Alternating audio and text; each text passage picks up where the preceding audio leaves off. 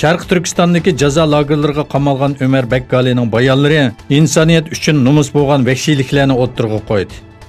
Cho'shqa go'shi yeyishni yoki Xitoyning qizil naqshlarini etishni rad qilganlar tayoq yeydi yoki osh holda tamga qartib qo'yiladi.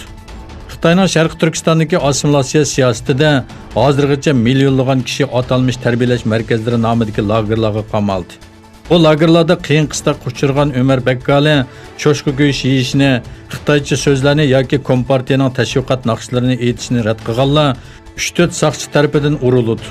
Orqadan 24 soat osh holda o'ri turg'izildi. Orqada yana 24 soat o'ltirg'izildi dedi. Xitoyning Hong Kong alayda ma'mur rayonida jinoyatchilarning Xitoyga qaytarilishiga yo'l ochadigan qonun loyihasiga qarshi boshlangan namoyishlar bugunmi davomlashdi. Minglagan namoyishchi Xitoyning cho'ng qurug'ligi bilan tez suratli poyezd orqali tutishadigan vokzalga jam bo'ldi. Saqchilar namoyishchilarning oxirgi nuqtasi bo'lgan G'arbiy Jilong rayonidagi vokzalda amonlik tadbirlarini kuchaytirdi. Vokzalda bilet setish to'xtatildi. Kirish-chiqish faqat bir eshikda olib berildi.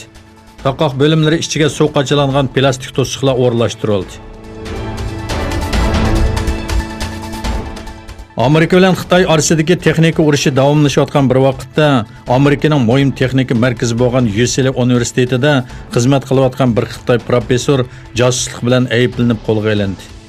Professor Yechishi Amerika armiyasi tadqiq qilib chiqqan maxfiy bir raketaga doir maxfiyatliklarni o'g'irlaganligi va Xitoyga topshirib berganligi uchun qo'lga olinib turmaga qamaldi. Bu professorning hayotini inchik tekshirib chiqqan Federatsiya tekshirish idorasi bu jarayonda boj o'g'irlash qatorliq boshqa jinoyatlarni aniqlab chiqdi. Yamandagi Husaylarning Saudiya Arabiston boshchiligidagi ittifoqdosh armiyaga qarshi kurash qilish uchun boshqariladigan bomba va odamsiz aeroplan ishlab chiqarganligi e'lon qilindi.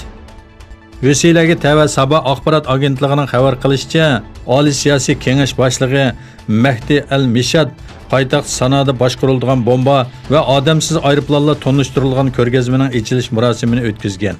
Ko'rgazmada Quddus 1 nomli boshqariladigan bomba, Kasab K2 va 2 Samad tipli odamsiz aeroplan va Samad 1 tipli tekshirish aeroplanini tonishtirilgan bo'lib, bu qurollarning harbiy iqtidorini oshiradiganligi va urushga ta'sir ko'rsatadiganligi bildirildi.